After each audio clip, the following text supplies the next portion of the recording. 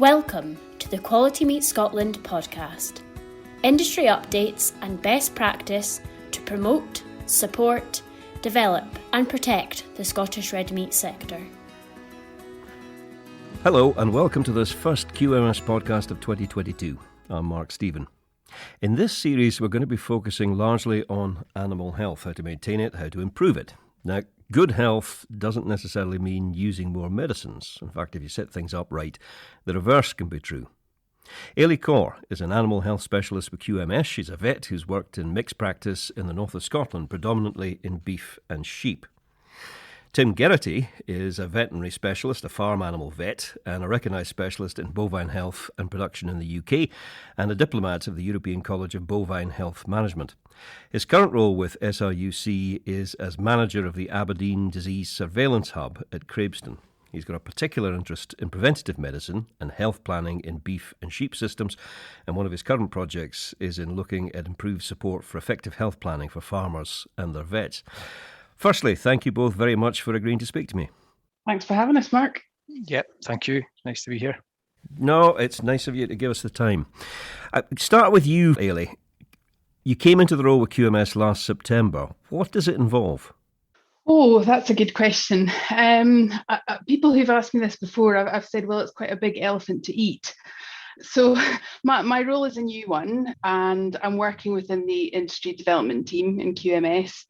So our focus really is on trying to support the red meat sector in Scotland, and my role in particular focuses on how we can use health and welfare to do that. There are a huge range of things, as I'm sure you can imagine, that come into this, because health and welfare underpin just about everything in the red meat sector. If you don't have healthy animals, they're not productive animals. We need healthy animals for them to be efficient, so businesses are economically viable, and so that they have we produce a good product that has a minimal impact on the environment as well. So it's a really broad remit, but I have got quite a few projects on the boil now, and I'm also working quite closely with our brands integrity team who administer the standards, because there's obviously a lot of natural overlap between those two things. So very broad remit, fingers in lots of pies, but a really interesting role, very much so. So you're not going to get bored anytime soon? I don't think so. I won't be idle. I wouldn't have thought so. We're going to be talking predominantly in this podcast about animal health planning. Now, farmers have always been interested in their animals' health, Tim. So what is animal health planning? How do you define it? What makes it different? I think you're spot on. I think farmers are always trying to improve stock health generally, and it's a continuous, ongoing, everlasting process for those of us that are sort of stock keepers and making our livelihoods from production animal systems. So health planning is really a process that just tries to formalise that slightly. So that sort of ongoing, everlasting process, let's just try and define more precisely what it is. And in doing that, bringing it more into sharp focus, hopefully what that does is it helps us to prioritise tasks more effectively, to see where gains can be made more clearly, and just really help in that ongoing task of improvement. Eilidh, how do you go about doing that for a start? What are the opening stages? Well, I think there's lots of different answers to that question, Mark, because one of the things I always try and emphasise about health planning is that good health planning is bespoke. It's specific to the farm that you're dealing with. So it might look very different from one farm to another, because there might well be different goals. So, for example, if someone's just starting out on health planning, it's a completely blank slate. It might be a case of perhaps reviewing the year that's gone by and perhaps identifying some specific issues that were felt to be problems on the farm, or perhaps the animal keeper's got some issue that they feel they could improve on, somewhere they feel they could make a difference. And then once you've identified that starting point, I think that's when you have that discussion with your vet, ideally to try and establish where you're at now, where you could reasonably get to, and what steps you could take to get you there. And I think my emphasis for people starting from scratch is very much to be focused, to not try and do too much at once. It can very quickly get overwhelming if you do that. So I think finding the problem that can most benefit that person, going for some easy wins, is where I would start. Yeah. It's part of the focus here, Tim, trying to make the beasts less dependent on veterinary medicines. Definitely. I really appreciated that point you made there in your introduction, Mark. I think that is exactly right. We are all responsible for how we use, and in particular, antimicrobials, antibiotics. I think most of us now very well aware that in our own healthcare systems that we're concerned about the growth of bugs that are resistant to antibiotics. And essentially, whether you're a cow or a human or a dog or a cat, it doesn't matter. The less antibiotics we put out there, the less antibiotic resistant bugs we have to deal with. So a big part of health planning, whether it's formalized in a written plan or just what you do anyway, should always be to try and reduce your reliance or your use on antibiotics. There's other health products, of course, that can be increased during a health plan, and vaccines are a great example of that, where we modulate the animal's immune system to make them more resilient to disease. And I guess, we're really up to date just right now about the effectiveness of vaccines. We've seen that firsthand through this recent pandemic. So a health plan, it can change how we're using medicines, maybe moving away from treatments and more into preventative actions. We're not really talking here, though, Eilidh, about a snapshot in time. Ideally, you're looking at the health of a flock or a herd across a year or several years, better still. Absolutely. I think that's a really good point. I actually think that's one of the things that people can sometimes feel quite daunted by, because often you might say, well, I feel like the survival of my lambs isn't great and I could do better there. But if records aren't really robust enough that you can look back over a few years, it seems really difficult to know where to start. So a health plan becomes something that you build on year in, year out, but it's also something that should be flexible, and it's something that will be a living document if it takes the form of a document, which it has to from the point of view of our standards, but should actually be much more than that. And I think it should be something that is movable and changeable and dynamic, and is something that is reviewed as you go forward. So if things change, if there are particular weather conditions one year, for example, that might change the risks that your animals face, then that's time where you can have a quick check in with your vet perhaps and discuss whether a change in tactics is required. So yes, it's useful to sit down probably at least once a year and review where you're at, but it should be something that is a rolling activity, not something that just happens once a year and gets put in a drawer. Strange, Tim, because time after time in these QMS podcasts, we come back to this idea that the importance of good record keeping. In your experience, how good are farmers at it? I mean, I'm possibly making a wild assumption here that the big boys are probably very good at it and the small boys not quite so good. Well, that might be true. I think it's more varied than that, to be honest. It doesn't always just go with herd size or land base or anything like that. I think some of us are naturally inclined toward it. And I would say this is not true just of farmers. I think if you look at just people in all walks of life, some people are very diligent about keeping careful note of what they're doing and keeping records, and then other of us are a bit more haphazard and just take the next challenge as it comes. So it's deeply embedded in our nature, probably, in that variation. You just see that on farms as well. Some of us are naturally inclined towards it, and other of us always find it just a taxing thing to do and something they kind of put off until they're forced to. So we definitely get that variation. It is important, record keeping, and as you said before, reviewing last year or the previous year's performance. Both of those are really core concepts, but I would probably argue that neither is as important about just planning ahead. Let's just, if we don't have great records from last year, or we can't quite remember, or it would take us a long time to figure that out, we could spend an awful lot of time there. But really, where most of our effort, most of our time should be spent is on next month and next season, and the calving that's just coming up or the lambing that's just coming up. The only place a health plan can really add value is in the future. It's ahead of us. We can learn from the past, so we'll look at it, but it's definitely there in the future. Just out of curiosity, how far can you plan ahead? Well, a great question. I think a year is a task for anybody. Who knows where we'll be this time in January 23. You can set targets for a year. I could say, well, I'd really hope that I'm going to produce this or manage that. But really detailed planning, I think we're limited to weeks and months. Probably sort of 3-4 months feels like a good ballpark to me. So for a detailed health plan, probably that length of time. And that comes back to Eilidh's point there about continuously revisiting. We have no idea yet what grass growth will be like this spring. And that's going to have a really major impact on the health of livestock and how we should set our stock up and whatnot. And so we can't really make a detailed plan for that yet, but we can revisit that nearer the time once we're aware of where we're at and plan accordingly. So yeah, probably 3-4 months feels like a good amount of time. None of us live in an ideal world, Eilidh, but I mean, if we were in an ideal world, what role would the farm vet play in this process? Great question. Oh, for an ideal world. I think really the vet's role has to be a supportive one. I think historically vets have perhaps tried to lead with a health plan as a way of trying to entice a farmer to tackle a particular problem or to make particular changes. But I think we can all identify times where somebody external has tried to get us to do something we don't necessarily see the value in or feel we would benefit from. So I guess here where the vet could have most impact actually is sitting down with the farmer on a level footing and just saying, right, what do you want to improve on? What do you think you could make gains in? And then supporting them to achieve that. And I think there's definitely room for a bit of debate, a bit of to and fro about what we should be focusing on and what we want to focus on. They're not always the same thing. But I think the vet can definitely have a role in opening up the farmer's eyes to what opportunities there are, what options there are. And even, I could give examples of vets that are helping farmers benchmark against similar holdings to help them get a feel for where they are amongst their friends.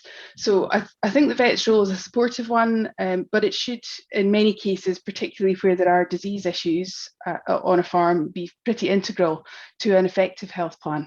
Yeah, it's an interesting one, that, though, because you are assuming a level of trust between farmer and vet. You're assuming a level of knowledge in the vet, which may or may not exist, depending on how junior they are or how senior they are, Tim. Those are factors that would have to be sort of worked in.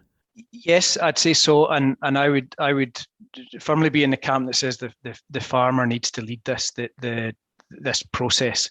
The person who's really out to gain from this, and economically, but just in we all feel better when we're working with healthier, more profitable stock.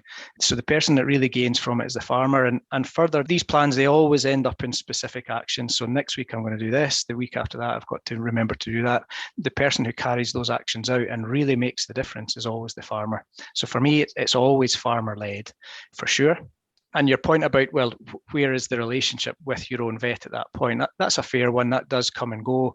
It takes time to build that up. Both Eilidh and myself have been in practice, and we know that it's difficult as the new vet in the scene because nobody knows you. They're not sure who you are. They're not sure what you're like. And that just takes time. And that's really a normal part of life. And allowing the vet to get to know your business better is a huge part. And I think the last thing I would say is that the vet doesn't have an answer book for perfect herd health. It's not as though we're holding all the cards here and we can tell you exactly how to do it. It's a collective learning process for both of us to go on together. The farmer should lead it, but the vet's there to help this move as quickly as possible. Now, what the vet will always bring is that specialist knowledge of disease processes and risk factors for disease and how pathogens work. Now, that's invaluable. Most farmers probably don't have that specialist knowledge. So they should drive this thing, but the vet will always be able to bring that, albeit that it does take time to build up that trusting relationship where they really know your system well. The vet really knows exactly what you're trying to do. That'll always take a wee bit of time. Could I just add to that, Tim? I think reflecting on those difficult times when a new vet's trying to get to know a farm client, health planning can actually be a fantastic opportunity because it is a chance to sit down with a cup of tea, hopefully in non-COVID times, when you aren't trying to calve a cow at 3 a.m. or you're not dealing with a disaster of some sort. And it's a really good opportunity actually to get to know each other a little bit better and develop that relationship without those more immediate pressures. So I think it's definitely not to be overlooked, that plus point for sure. Animal health planning has been included in the new cattle and sheep standards. Are all farmers aware of that fact? And whether they are or not, will it have an impact on day-to-day farming, do you think? Well, I think most of our members should be aware of this because the health plan requirement has been in place for many years within the standards. But what's new is that we now ask for veterinary input into the health planning. So the health plan that's in place should have been reviewed and signed off by a vet. And that's to keep us in line with other schemes such as Red Tractor and with the general direction of travel. We introduced the veterinary involvement at the last review of our standards, but a dispensation was made in this requirement just to give a bit of time for these changes to bed in and give everyone time to prepare. So when our latest standards go live this coming spring, it will be mandatory to have veterinary involvement with all health planning. Our members will all get information on that though. We, as well as those communications, we do plan to hold some information workshops, COVID allowing, to engage with members about the changes that are upcoming and to really try and explain the benefits to health planning and the rationale behind including it in the standards. But in terms of will it have an impact on farming practices, I think I would just go back to my point about emphasising that it should be bespoke. It should not be a one-size-fits-all thing. It is an opportunity for everyone to review their business, review any issues that they're having and tackle those issues in a strategic way. And every farming business, none are perfect. There's room for improvement everywhere. Some places have more room for improvement than others. But it is widely agreed to be a positive thing to undertake, and farmers that have been doing it for some time are often real advocates for it because they've seen the evidence of benefit for themselves. So I would hope that this does, for many people, not change things. Many of our members will be doing this already and it won't be anything new. But for those who are venturing into it for the first time, I really hope that they will feel the benefit of it in years to come. We've said several times, Tim, that it has to be a bespoke process. It will vary by farm to farm, depending on the herds and the flocks and the terrain and the past history and everything else. Is there a blueprint or a playbook for animal health planning that could be universally applied, but obviously with necessary modifications? Yeah, I think there are. There's some really good ideas out there as to how you could structure this process. Probably an important point to make is that most assurance schemes, including QMS, would have stipulated A, B, C, and D. You need to have these elements in your health plan. So a biosecurity plan, an antibiotic review, a treatment record, and a treatment plan. So there's fundamental components that just have to be there, and that makes sense. And those cover some really important bases. But in terms of then moving that on to say, well, let's make this dynamic and continuous and something that I don't just look at once a year. I think a really good place to start is to visualize a circle, 4 points in a circle going around in a circuit. And we would start the circuit by setting very clear targets, very specific targets. This is what I want my flock to do this year. That's point one. The next point is I'll risk plan ahead. As we've said, 3 or 4 months at a time. Right, what's going to stop me achieving my target in the next 3 months? And what can I do about that? That would be point two. So you risk plan ahead. Point three would be we monitor then. And we can get lost in data on farm these days. There's so many different apps and scales and scanners. And just make sure you're recording to know if you hit your target or not. That's all we really care about. So we set a specific target. Now we're going to know, did I hit that target or not? That's what the monitoring's about. And the last thing's a review step. So the fourth thing, to complete our circle, we're going to review and say, right, did I hit the target? Yes, that's great. If I didn't, that's really no problem. It's not failure to not hit a target. It's failure to not learn from that. So if I didn't hit the target, I need to figure out why, and then that's where I'll improve on next year. And that completes our circuit. So that sort of cycle process, 4 points, is probably a really good model, a really robust model to have in our minds. And then you make that bespoke to all those different systems that are out there and all those different goals that are out there. But that generic circle maybe works quite well. I'm just trying to imagine, as a non-farmer here, Eilidh, that would this have even been possible 30 years ago, pre-digital, pre-EID? We have, or farmers have such improved access to information now, in a fairly clear and well laid out way. This is now doable in a way that potentially 3 decades ago it wouldn't have been. Yeah, absolutely. I mean, I think 3 decades ago you could have done health planning, but I think your ability to measure your progress really would be less. You're absolutely right. I think that access to data is very, very helpful, but it can often put people off as well. And I think Tim's right, when he refers to all of the data can be quite overwhelming, really. But I think once you've focused on something that you want to tackle, it becomes much more meaningful to you. And then at that point, you can think, right, what data sources could I have that could actually inform me and help me understand, am I hitting this target? Where am I falling down? So yes, there's lots available to us now that we can make use of, and it doesn't necessarily have to be. You can look at very high level figures in terms of weights of animals that you sell. You can look at things like animal movements. There are lots of things that vets can look at that don't necessarily involve lots of extra recording on the part of the farmer. But once those goals have been identified, gathering that extra data might be something that the farmer becomes very motivated to do because there's an immediate benefit to them. And you're right, the amount of technology available to help us do that, apps that can just be in your pocket all the time, is fantastic and definitely makes this much more accessible. And again, I get the impression, Tim, that things like supermarkets are going to become increasingly interested in provable health record for things like herds. Oh, definitely, yeah, and they have a mixed reputation in farming communities, as you know, good and bad. But we would have to say that in terms of them wanting to demonstrate to the consumer that these standards are being met, and that this produce is coming from very high health, high welfare systems. They have championed that cause and will want to make that measurable and demonstrable to their customers, who ultimately are our customers, the consumer that are buying our products. So yeah, I think that's right. Interesting times. Tim Geraghty and Eilidh Corr, thank you both very much. Thanks for your time, Mark and Tim. Great. Thanks all. Thanks for the invitation. If you've just discovered this QMS podcast series, it is still possible to access previous episodes. We've been on the go now for nearly 2 years, so there's a fairly extensive back catalogue of subjects and contributors that you might find interesting. I hope you found this one useful. I'm Mark Stephen. Until the next time, thanks for listening.